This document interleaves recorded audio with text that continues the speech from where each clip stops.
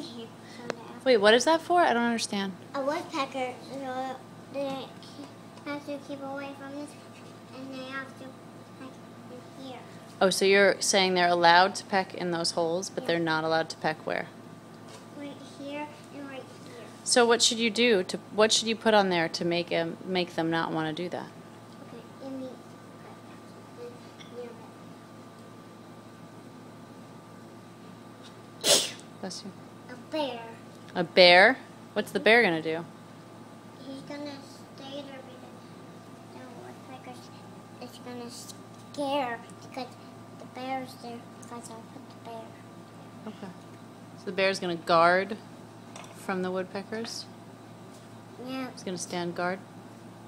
it's just a special surprise that I have in my house right here. This is my house. And who taught you about woodpeckers? Oh, nobody. I taught myself. Really? Nobody taught you about woodpeckers? I did it by myself. I taught Who myself. who told us about woodpeckers? Yeah, but who told us? Well, I told us. Who? I told us. No, Cass.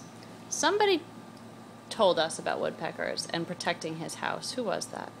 Scott and Amy. Yeah, Scott and Amy. What did they do to protect their house? An owl. An owl? Hmm? And what else? Wasn't there one other thing? No string hanging on the house. Right, little stripes. And what did the stripes look like? Signs. Shines?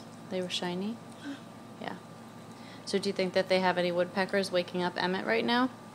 What Emmett the baby? No. They're protected. Say, Cass, can you look at the camera and say, miss you guys? Miss you guys.